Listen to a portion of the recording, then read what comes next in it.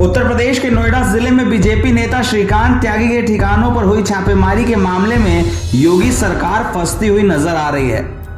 Bulldozer action से लेकर त्यागी के करीबियों की गिरफ्तारी तक स्थानीय स्तर पर बीजेपी को तमाम विरोध का सामना करना पड़ा है।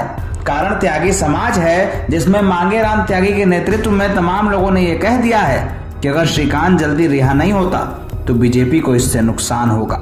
त्यागी समाज के लोग इस वक्त बीजेपी के खिलाफ लामबंद है। ये कहा जा रहा है कि श्रीकांत त्यागी के छोटे से मामले को बढ़ा चढ़ाकर पेश किया गया, जिसके वजह से गिरफ्तारियां हुई, बुलडोजर का एक्शन हुआ और श्रीकांत त्यागी को एक लंबे वक्त तक हिरासत में रहना पड़ा।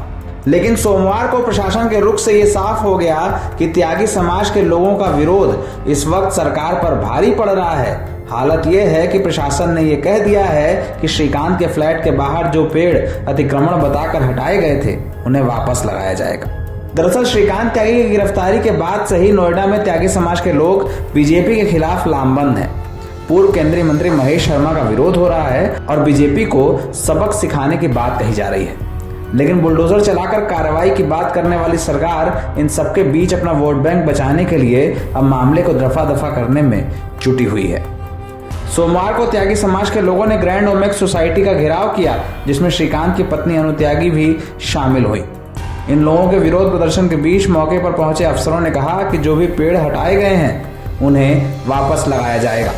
इसके अलावा सोसाइटी में अतिक्रमण को लेकर भी तमाम बातचीत मांगेराम त्यागी के साथ की गई। ग्रैंड ओमेक्स सोसाइटी के सामने आए और उनका कहना था जो श्रीकांत त्यागी के घर के कैंपस के सामने से जो पेड़ हटाए गए हैं या तो उन्हें पुनः लगाया जाए, अन्यथा जो बाकी पेड़ सोसाइटी में लगे हैं उनकी जांच करी जाए और उनके विरुद्ध भी वैसी ही कार्रवाई करी जाए।